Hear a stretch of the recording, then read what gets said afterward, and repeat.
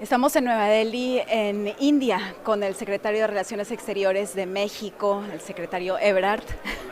Muchísimas gracias por esta entrevista con Deutsche Welle. A todas, a todos. Muchas gracias.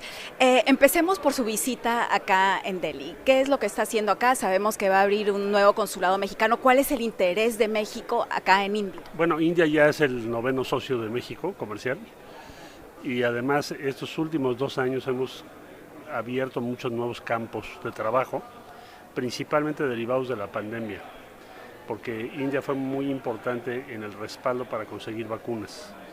Los países más ricos no tanto, nos dijeron que nos esperáramos, en cambio India fue más accesible y yo me acuerdo que nos ayudó mucho pues, cuando estábamos en el peor momento. Entonces se abrió todo un campo de colaboración en materia médica, digamos, genéricos, inmunoterapias, medicina digital. Entonces hay todo un contenido nuevo, muy importante para la gente, porque estoy hablando de tu posibilidad de vida. Estamos hablando, lo acaba de decir usted, de nuevas relaciones y nuevas alianzas que se están construyendo en un contexto global en el cual, debido a la guerra en Ucrania, el orden global se está mezclando y probablemente se están definiendo ahora los pasos para el siguiente orden global. ¿Dónde ve a México en este contexto? Nosotros coincidimos con un grupo de países donde estaríamos nosotros, Argentina, India, Brasil, todo un grupo de países, Sudáfrica, Indonesia, que pensamos que tiene que haber primero una limitación al modelo Guerra Fría que estamos empezando a vivir de nuevo. Por otro lado, tenemos que proteger las instituciones multilaterales y hacer como un contrapeso a las tendencias de confrontación, que son las más sencillas, las más obvias, en favor del conjunto de la humanidad, es lo que estamos haciendo. ¿Qué opina del discurso muy marcado por parte de Estados Unidos contra China? ¿Cuál es la posición ahí de México y cómo se comporta México ante China? Estados Unidos es un gran socio para México, pero nosotros siempre hemos tenido buena relación con China. Desde 1972 fuimos de los primeros países que lo reconocimos y tenemos una buena relación con China. Entonces México no tiene pensado modificar su relación ni con Estados Unidos ni con China por la tensión que ellos tienen hoy en día. Hay un tema sobre la minoría de uigures en China y Human Rights Watch publicó un reporte al respecto diciendo que México está apoyando al gobierno chino en esconder estos conflictos con las minorías allá. ¿Qué dice al respecto? No, nosotros nunca hemos escondido nada. Lo que hicimos fue, probablemente se refieran a un voto que tuvimos en la comisión, porque querían pasar un reporte respecto a China fuera del procedimiento. Evidentemente había una motivación de orden político en cuanto al tiempo y el contenido. Entonces nosotros siempre hemos sido muy comprometidos con los derechos humanos. México siempre ha apoyado los derechos humanos en todos lados, empezando por el derecho de asilo y a todos los demás derechos. Nuestra política exterior es feminista, imagínate. Pero no estamos de acuerdo con ser la pieza final de un tren para que nos lleven a una confrontación política, ¿no? Hablando de la política exterior feminista, que es un término muy interesante, ¿cómo va esto de la mano con lo que está sucediendo en Irán? Bueno, nosotros estamos muy preocupados con lo que está sucediendo en Irán, pero no, a ver, ¿por qué es feminista nuestra política exterior? Porque si tú ves el globo, la mayor parte del globo no acepta la igualdad de género. Entonces tienes que tomar partido. Yo diría, y lo explicábamos en la Asamblea General de la ONU, que todos deberíamos tener una política exterior feminista porque no vamos a poder cambiar nuestras sociedades si no hay igualdad de género. Eso es una obviedad para nosotros. Pero hay muchas sociedades, Irán es un caso extremo, de los extremos a los que ha llegado, que son impresionantes, de una forma de pensar, yo diría muy misógena, en una región importante del mundo. Una parte, más te diría lo siguiente, somos minoría nosotros, los que pensamos que debe haber igualdad de género en todos los países. Somos minoría hoy, respecto al conjunto de las naciones. Entonces hay que luchar por ello. ¿Qué pensamos sobre Irán? Está muy mal lo que está pasando. Y no solo en el caso de género, sino en materia de derechos humanos. Pero nosotros somos un país no intervencionista, o sea, no vamos a aplicar sanciones, no vamos a buscar la expulsión de Irán de la ONU. Ese tipo de cosas no llevan a nada. Es decir, puede ser que sean bien vistas porque es como que satisfaces pues una emoción, un impulso, pero no han tenido resultado en la historia. Sin embargo, en la última votación en las Naciones Unidas sobre Rusia y Ucrania, México votó a favor de la resolución, es decir, en contra de Rusia en el conflicto. No, en muchas resoluciones hemos votado, hemos condenado la invasión. Eso no, el que no seas no intervención no quiere decir que no tengas opinión, pero tienes un límite. Y nosotros estamos en contra de las sanciones porque jamás han funcionado.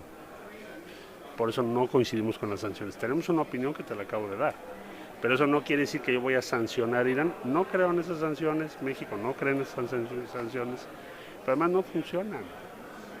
Cada vez que se aplican no tienen efectos contraproducentes.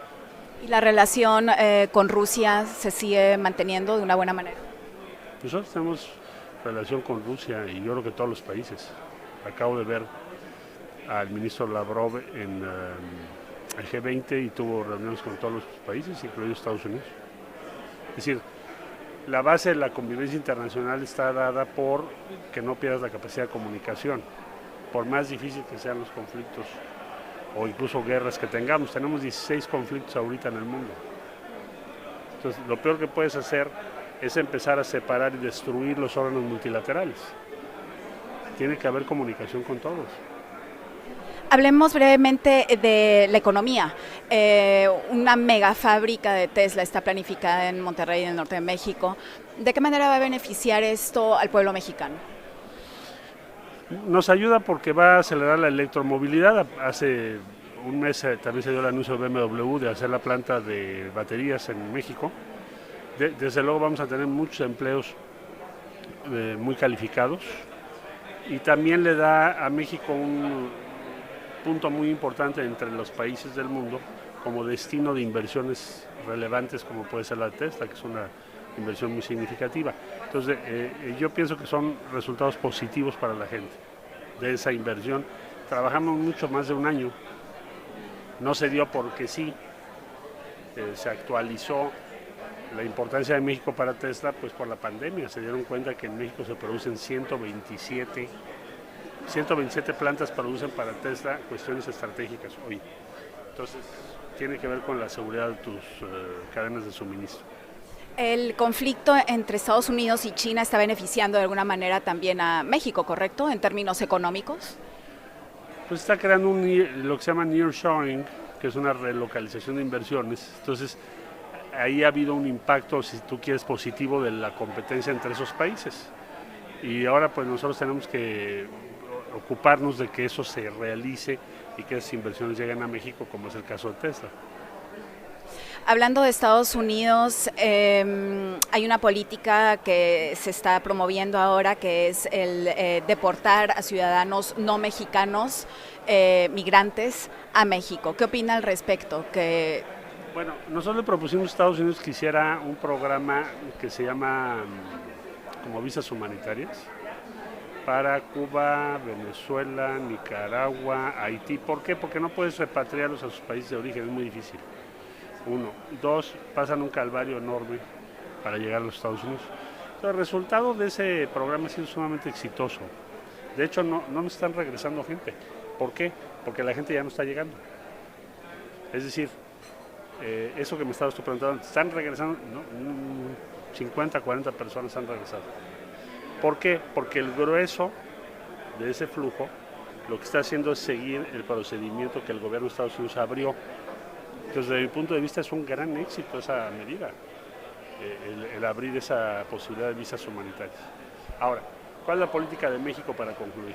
Si a mí me regresan una persona que llega por el cruce de los Estados Unidos hacia México, yo no lo voy a deportar. La política de México siempre ha sido en favor del refugio. Toda la historia ha sido así. Vienen y van, nos regresan mexicanos también. Todos los migrantes que lleguen a Estados Unidos y que vayan a ser deportados por parte de Estados Unidos hacia México, ¿se van a quedar en México y van a obtener asilo? No ha ocurrido, ni va a ocurrir, porque yo no aceptaría una deportación masiva. Ellos no lo podrían hacer y legalmente no están capacitados ellos mismos para hacerlo. A lo que me refiero es que si alguna persona llega, ¿cuál sería la opción de México? Porque tú me estás preguntando. La opción de México, ¿cuál sería? ¿Deportarlo? No, nunca lo vamos a hacer. Eso no quiere decir que admitamos todo lo que Estados Unidos haga. Solamente te puntualizo cuál es la postura de México. Pero ese es el plan del gobierno de Biden, ¿correcto? No conocemos los detalles, es lo que acaban de anunciar. Sí. Pero tú me preguntabas sobre venezolanos, cubanos, nicaragüenses, haitianos, que es una política que ya está en curso. Y en esa política lo que yo veo es una caída muy grande, muy pronunciada del número de personas que llegan a Estados Unidos por vías que ellos consideran irregulares. Por eso no han tenido que regresar gente. ¿Cuál es el trato que hay, secretario Ebrard, con Estados Unidos respecto al tema migratorio? Pues mira que tanto como trato, nosotros tenemos una visión que no coincide con la de ellos, históricamente.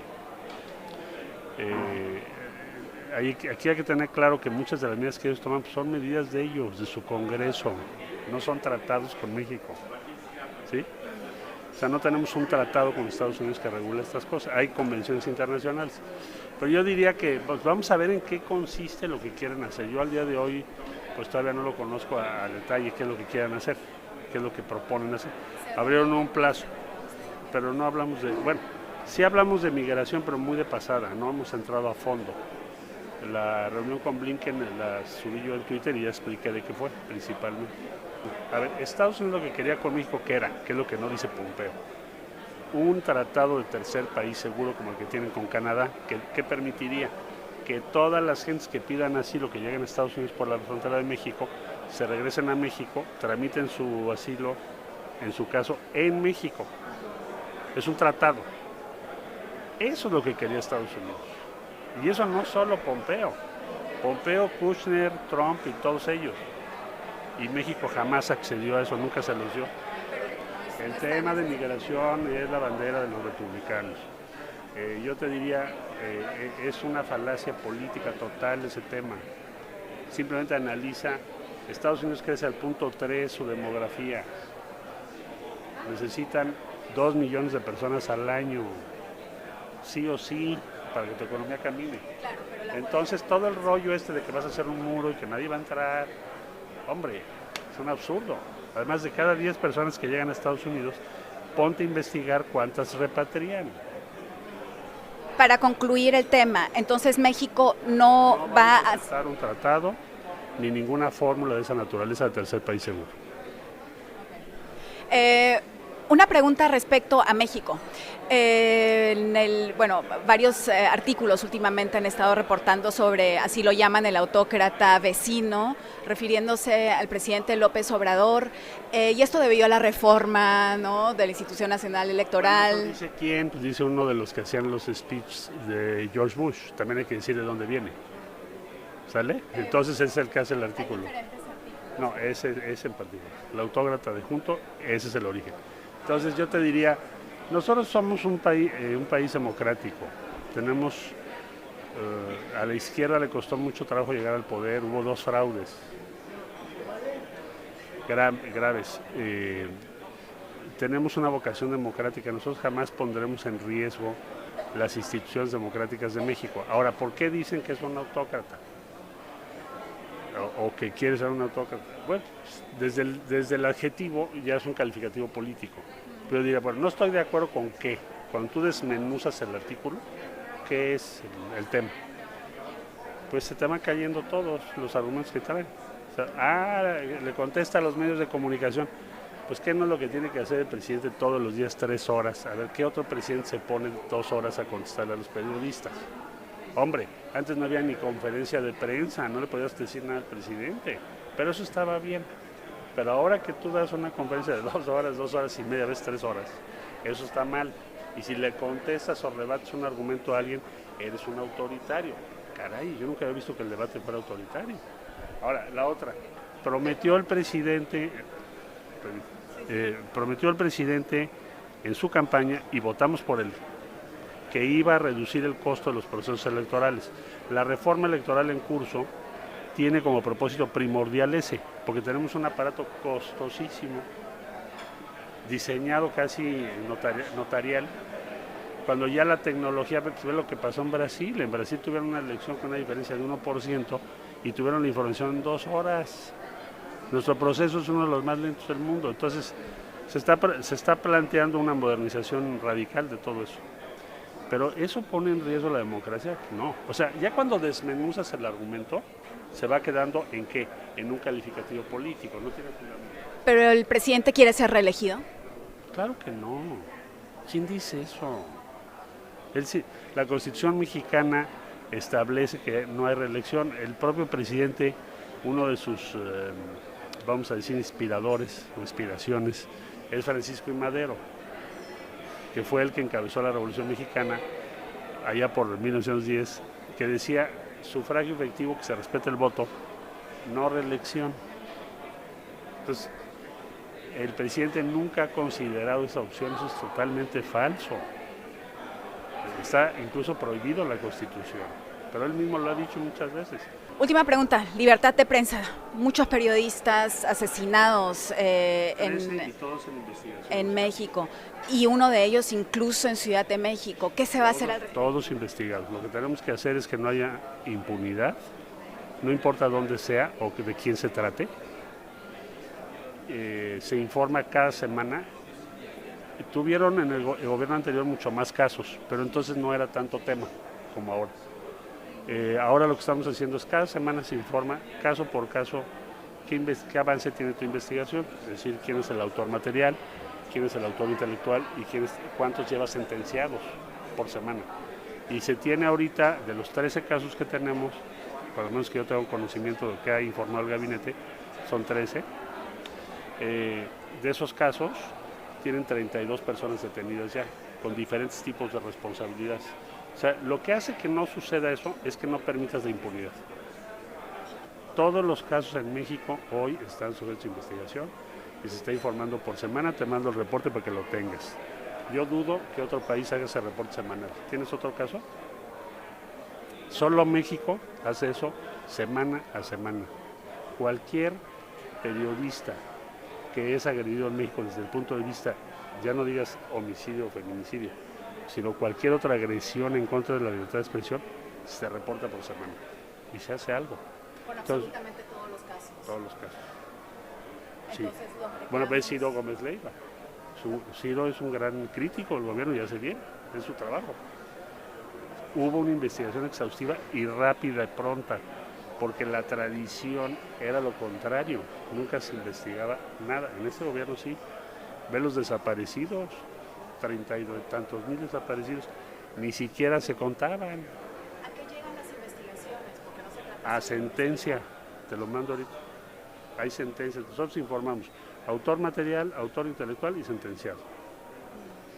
Secretario Ebrard, muchas gracias por esta entrevista. Muchas gracias. Hasta pronto.